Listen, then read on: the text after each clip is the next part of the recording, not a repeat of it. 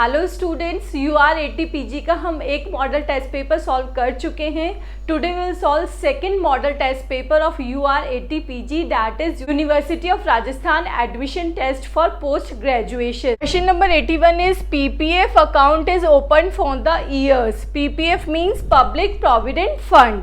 तो public provident fund account matures after the expiry of 15 years from the end of the financial year in which the account was opened।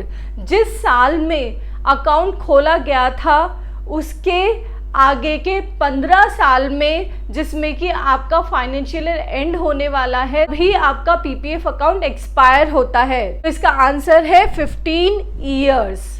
आपने 1 जनवरी 2015 में इसको open किया है। अब ये अकाउंट कब एक्सपायर होगा? ये होगा 31 मार्च को, क्योंकि फाइनेंशियल ईयर हमारा कब एंड होता है? 31 मार्च को 2030 को। आंसर है 15। Question number 82, maximum penalty for conciliation of fact is. देखिए, तथ्यों को छिपाने के लिए अधिकतम दंड, इसकी सीमा क्या है? 100% टू 300%। तो इसमें मैक्सिमम पूछी गई है, तो आंसर है आपका 300%। इनकम टैक्स अथॉरिटी से तथ्य छिपाने के लिए आपको मैक्सिमम पेनल्टी देनी होगी 300%। Maximum exemption limit of gratuity is. Gratuity की मैक्सिमम लिमिट क्या है? IT एक्ट 1961 का सेक्शन 10 सबसेक्शन 10 ग्रेच्युटी की मैक्सिमम एग्जेम्प्टेड लिमिट बताता है 2 लाख रुपीज़। ये आपका पुराना पेपर है तो ये अपडेटेड इसमें वैल्यूज़ नहीं है। आपको क्या आंसर देना है? 2 lakh rupees. Next is municipal tax was deducted if paid by. नगर पालिका कर कौन पे करता है? जिसका कि मकान है, landlord. Which R is incorrect? कौन सा गलत है? ये देखिए, इसमें फर्स्ट बोला गया है section 80C related to provident fund, ये सही है। और इसमें एग्जेम्पशन की मैक्सिमम लिमिट क्या है? 1.5 लाख रुपए, ठीक है, एग्जेम्पशन की। और section 80CCC relates to pension, ये भी सही है। इसमें भी डिडक्शन कितना मिलता है आपको? That is 1.5 lakhs. Next is section 80D relates to medical insurance premium. Yes, ये आपके health insurance premium, medical insurance premium से रिलेटेड है। असेसी के खुद के स्पाउस और डिपेंडेंट चिल्ड्रन और पेरेंट्स के लिए। फाइन, तो इसमें आंसर क्या होगा आपका? None of the above. Question number 86 is assessment year is defined under the section of income tax act. वो है आपका 2 सबसेक्शन 9। इसमें आपको असेसमेंट ईयर के लिए बताया गया है assessment year is a period of 12 months which starts from 1 अप्रैल से स्टार्ट होता है। ये फाइन 12 मंथ का पीरियड है और एंड्स कब होगा? 31 मार्च को। नेक्स्ट इज सेक्शन 2 सबसेक्शन 7 आपको बताता है अबाउट द असेसी। जो भी पर्सन इनकम टैक्स एक्ट के अंदर अपने कमाए गए प्रॉफिट्स, सैलरी, लॉसेस, गेन्स, उनके लिए उसको टैक्स देना पड़ता है, तो वो जो पर्सन है that is the assessee. Next is income tax in India is introduced by. Income tax introduce किया था सर जेम्स विल्सन ने। Fine. Next is which of the following activities taxable under GST। GST में कौन सा taxable है? First is supply of food a hospital to patients not admitted और their attendants और visitors. Yes, ये इसमें आता है। Next is service by brand ambassador of folk dancer charges rupees. देखिए, वो 1,50,000 तक क्या है? एग्जेम्प्ट है। उसके बाद में उसमें GST लगता है। इसका आंसर ए हो जाएगा। Next is for resident of India agriculture income is. देखिए, इसमें हमारा IT एक्ट का सेक्शन 10 सबसेक्शन 1 बोलता है कि जो सेंट्रल ऑफ इंडिया है, सेंट्रल गवर्नमेंट है, वो एग्रीकल्चर इनकम पे कोई भी टैक्स नहीं लेती है, तो इसका आंसर हो जाएगा not taxable. Fine.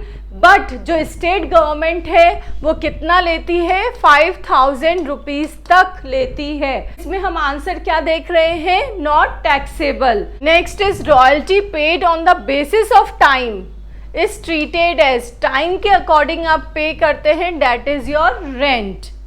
Next is minimum rent is also known as, न्यूनतम किराया क्या कहलाता है, fixed rent, yes, dead rent, yes, flat rent, yes.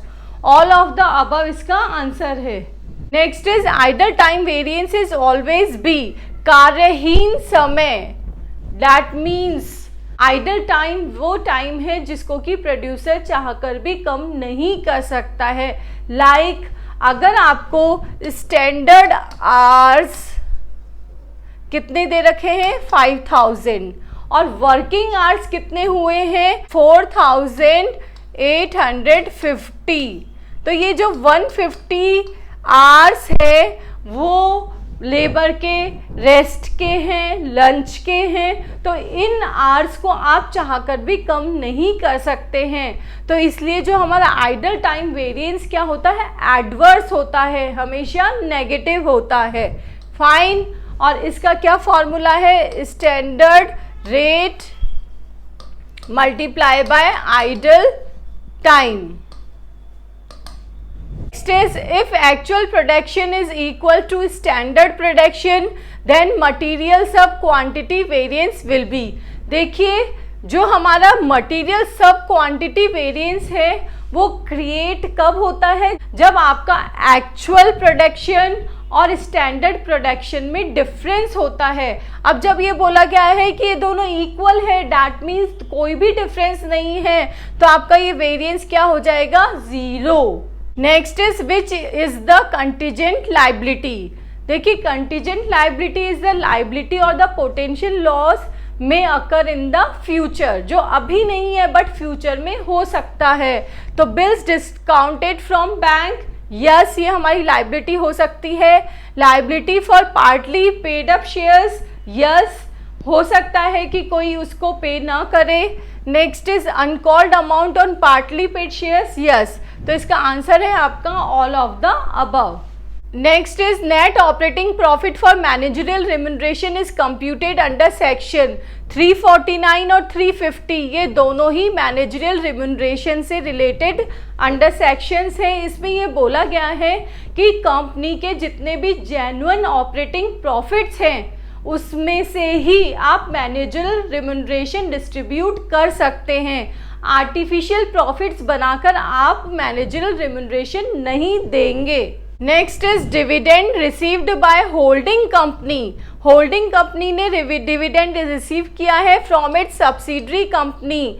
Out of pre acquisition profit is credited to investment in subsidiary company account. Next है sigma D square will be minimum if the deviation of S variable are taken from. देखिए आप देखते हैं कि sigma D square हमारा 0 या almost 0 हो जाता है, वो कब होता है, from the actual mean. Sent by head office, head office ने गुड्स दे दिए हैं, भेज दिए हैं अपनी ब्रांच को, बट अभी तक रिसीव नहीं हुए हैं, तो क्या कहलाएंगे, गुड्स इन ट्रांजिट, क्योंकि गुड ही आपका क्या है, मार्ग में है, कैश नहीं है, तो इसलिए ये नहीं लेंगे, ये लेंगे। इसका आंसर है बी, गुड्स इन ट्रांजिट।